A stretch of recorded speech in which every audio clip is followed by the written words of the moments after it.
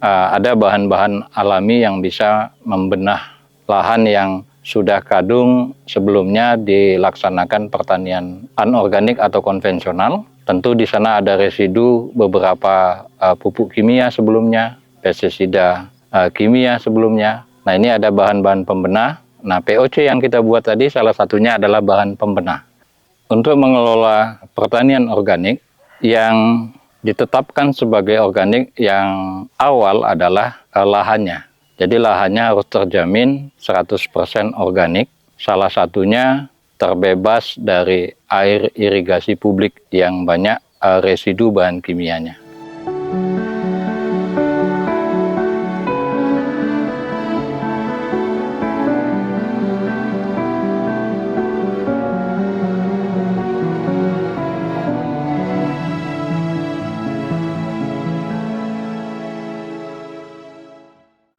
Terima kasih teman-teman, sahabat petani dimanapun berada. Perkenalkan, saya Marianto. Saat ini sedang mengusahakan budidaya aloe vera atau lidah buaya yang beralamat di Cilegongan, Margodadi, Seyegan, Sleman, Yogyakarta. Kami memulai usaha budidaya lidah buaya mulai tahun 2018, tepatnya Oktober 2018, yang diawali dengan luasan 2.500 dan sekarang sudah hampir mencapai 3 hektar. Kami memilih aloe vera pertama saat mau memulai dahulu di tahun 2018. Sebelumnya memang kami orientasi kemana-mana untuk melihat dan memastikan bahwa aloe vera layak untuk kita kembangkan.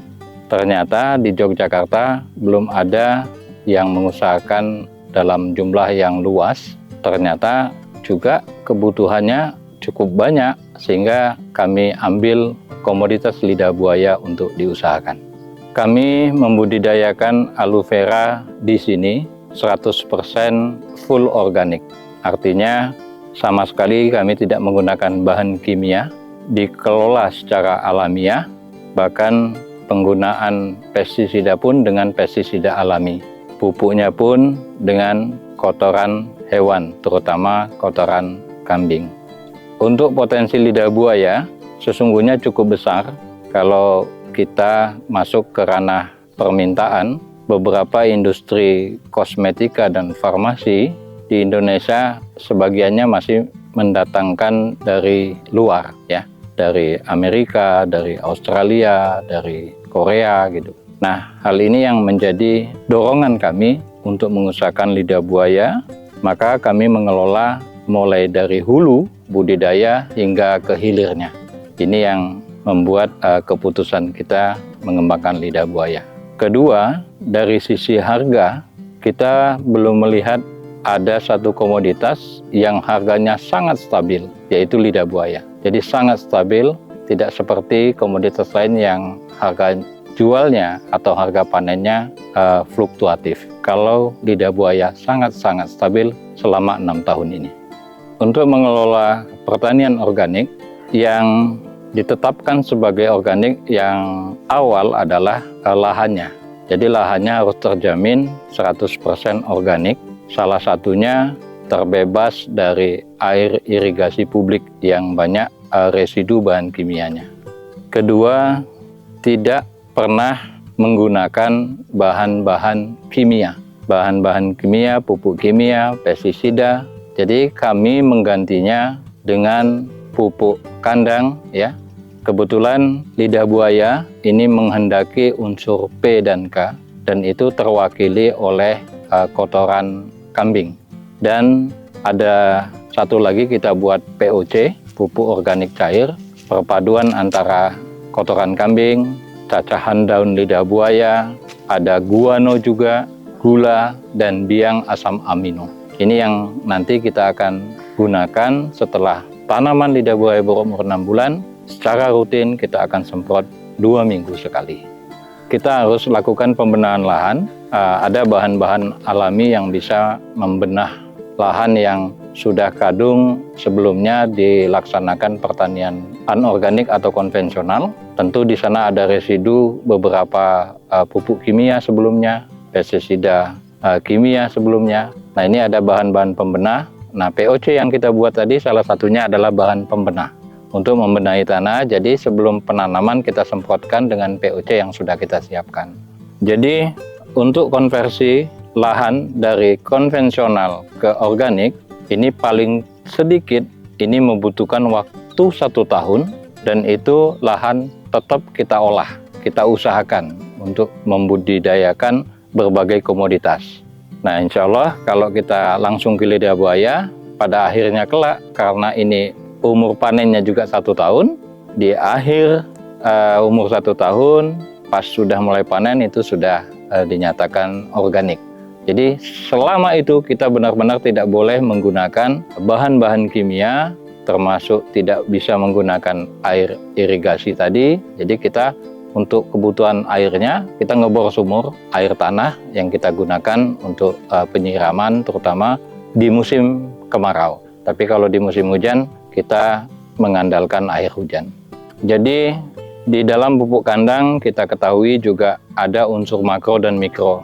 Dari berbagai analisa yang sudah kita laksanakan sebelumnya, jadi 1 tahun di awal kita menganalisa berbagai pupuk yang kita aplikasikan untuk lidah buaya, ternyata yang terbaik adalah pupuk dari kotoran kambing. Itu yang N-nya sedikit, unsur P dan K-nya juga dominan, dan guano dari kelelawar. Udah cukup, itu udah cukup. Nah, jadi itu berbeda kalau kita aplikasikan kotoran sapi, bentuk performa daunnya juga nanti akan lembek, mudah busuk, apalagi kotoran ayam, ayam petelur atau ayam potong atau ayam broiler ya. Nah, itu N-nya cukup tinggi. Saya kira itu saja untuk pupuk sudah tercukupi, jadi sederhana sekali, hanya dengan pupuk kotoran kambing sudah bisa menyelesaikan substitusi atau penggantian unsur NPK yang mestinya disuplai dari pupuk-pupuk kimia. Ya, paling tidak setahun, kalau ini tergantung jenis tanah sebenarnya. Kalau di tanah lempung, ini bisa setahun 2 kali atau 3 kali udah cukup. Tapi kalau di tanah lahan berpasir, itu karena mudah hanyut, mudah hilang, itu paling tidak 3-4 kali setahun pemupukan secara berkala. Itu setengah sampai 1 kilo udah cukup. Dan masih dalam bentuk gelondongan, karena pengambilannya sedikit-sedikit, jadi tidak perlu dihancurkan. Baik. Salah satu kenapa juga kita membudidayakan lidah buaya atau aloe vera, ternyata dari sisi manfaat dilihat dari kandungan fitofarmaka yang ada di tanaman lidah buaya, ini mengandung banyak sekali asam amino, ada 17 asam amino dari 22 asam amino kebutuhan manusia, sudah tersedia 17. Ada saponin, ada vitamin, ada mineral, ada enzim. Nah, yang menarik terakhir ada jurnal dari Amerika, ini bisa untuk penyembuhan, bukan lagi pengobatan, diabetes mellitus, yang sudah diuji kliniskan terhadap 5.000 pasien di Amerika. Jadi kami juga mengembangkan produk turunannya ya, dan sudah kita pasarkan lewat marketplace dalam bentuk liquid. Lalu kita produksi juga meningkat setelah liquid dalam bentuk shooting gel atau gel yang bisa digunakan untuk pelembab. Nah, ada 2 manfaat, dalam dan luar. Nah, ini saya kira yang tidak hilang saat ini adalah manfaat untuk kita, untuk manusia ternyata banyak sekali tentang lidah buaya. Hama utama dari lidah buaya, makanya nanti banyak syarat ketika kita mau membudidayakan lidah buaya, terutama aspek lingkungan. Hama utamanya adalah ulat bulu. Ulat bulu itu akan menyebabkan bopeng-bopeng. Kalau di sini tidak kelihatan karena relatif mudah, itu sanitasi saja, bersih, sehingga tidak ada tempat atau inangnya ulat bulu bersarang di sana. Kalau banyak bopeng-bopeng berarti banyak ulat bulu dan kebunnya kotor biasanya. Nah, kita bersih, ini bisa menghindari itu. Kalaupun sudah terserang, kami biasanya menggunakan cacahan jeruk nipis dan daun kemangi saja yang kita blender, lalu kita ambil 250 cc untuk 1 tank sprayer. 3 kali penyemprotan insya Allah sudah musnah, dan itu bisa diaplikasikan ke tanaman lain. Itu yang pertama, ulat bulu. Yang kedua, yang cukup merisaukan tapi ini bisa dihindari, itu adalah lalat buah. Lalat buah bisa menyebabkan bopeng-bopeng. Kelihatannya baik, tapi nanti begitu dibuka dagingnya kayak susu. Dan ini rusak. Kapan lalat buah ini menyerang? Nah, kami menghindari sekali dari aspek lingkungan, maka di sekitar kebun kita, berjarak 100 meter, kita usahakan tidak ada tanaman mangga. Mangga ini inangnya lalat buah yang luar biasa, ya. Maka kami waktu pertama kali melihat dan memilih lokasi ini, yang kita amati adalah pohon mangga. Ternyata tidak ada dan kita saat ini alhamdulillah tidak ada. Atau lalat buah juga biasanya inangnya di pare, di timun, ya, di gambas, pokok buah-buah gantung lah. Nah, itu tempat lalat buah. Nah, ini aman dari lalat buah. Penyakitnya busuk batang, ya, ini hampir tidak bisa dihindari. Setahun itu tetap terjadi, tapi nggak banyak, hanya 2-5% saja.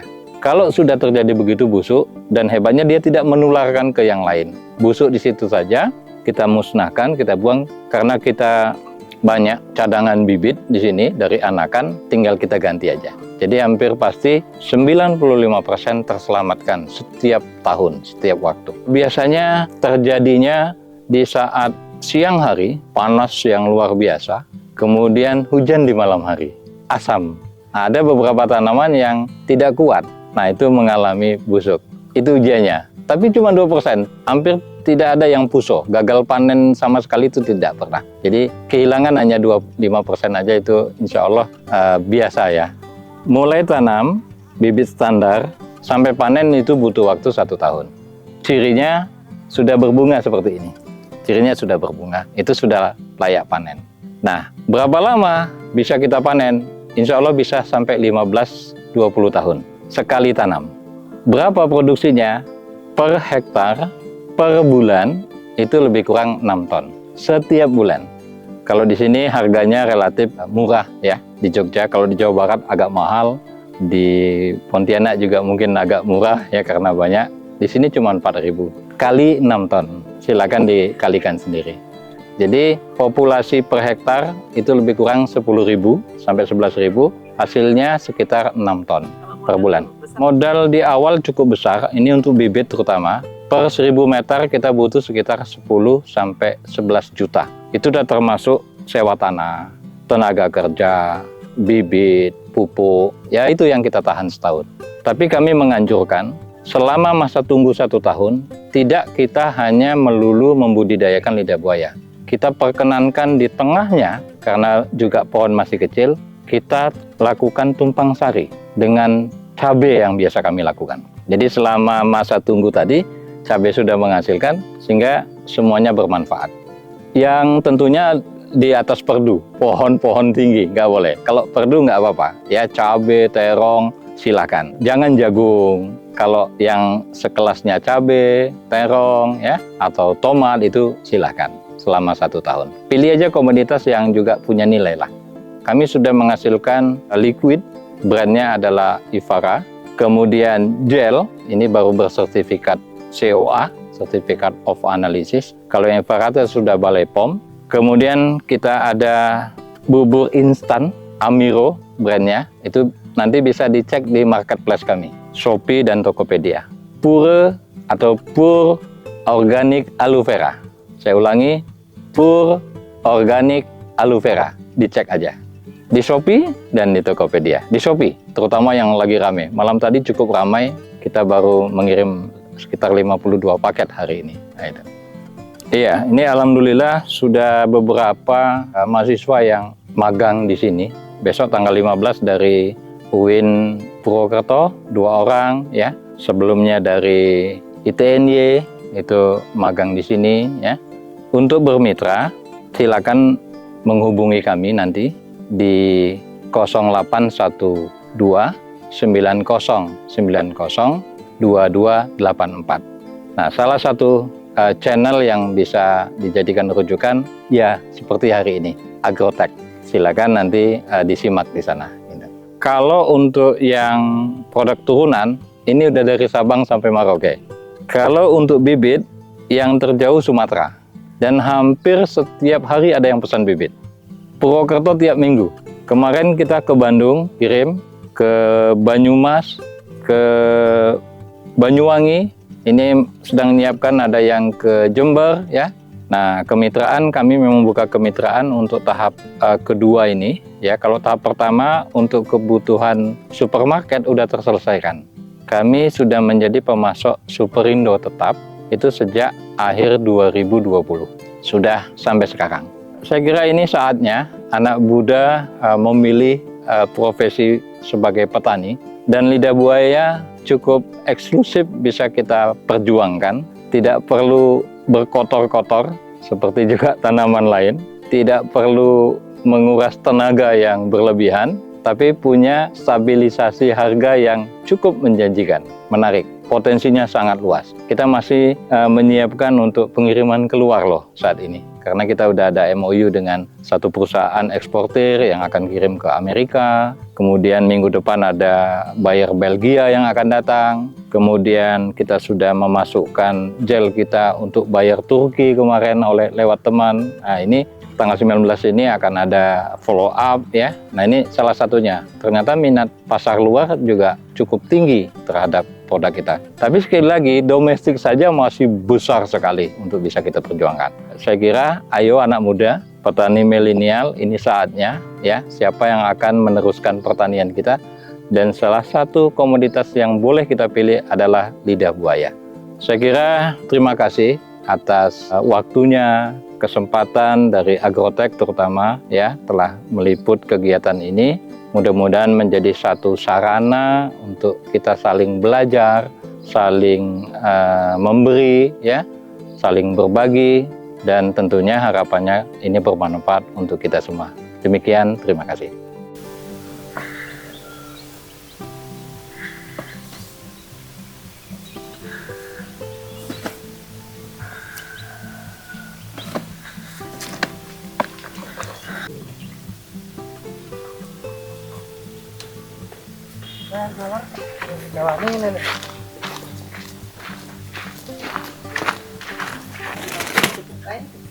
Cukup.